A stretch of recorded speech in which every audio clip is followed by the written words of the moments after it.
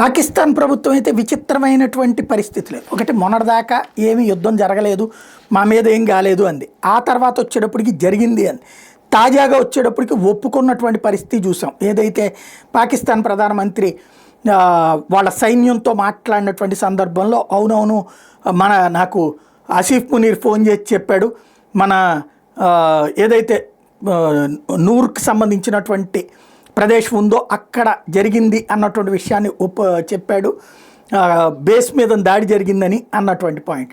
ఆ తర్వాత కొన్ని ప్రాంతాల మీద బాలిస్టిక్ మిసైల్ జరిగిందని, దాడి జరిగిందని చెప్పాడు అన్నటువంటి. అంటే యుద్ధంలో తమకి ధ్వంసమైంది అన్నటువంటి విషయాన్ని ఒప్పుకున్నారు, ఓడామన్న విషయాన్ని ఒప్పుకున్నారు. అట్లాగే ఇప్పుడు తాజాగా షహబాజ్ షరీఫ్ తీవ్రవాదులతో తమకున్న సంబంధాలను కూడా ఒప్పుకున్నాడు.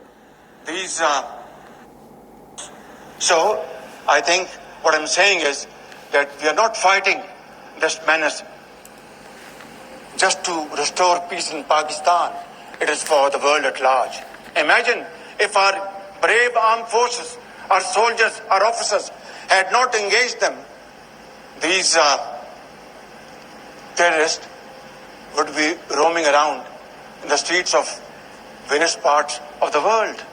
So I think the world has to acknowledge Pakistan's sacrifices. The world has to acknowledge what suffering we have passed through.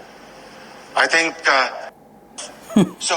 ప్రపంచమంతా తిరుగుతున్నటువంటి తీవ్రవాదుల వలన పాకిస్తాన్ బాధపడుతుందని ప్రపంచం అర్థం చేసుకుందంట.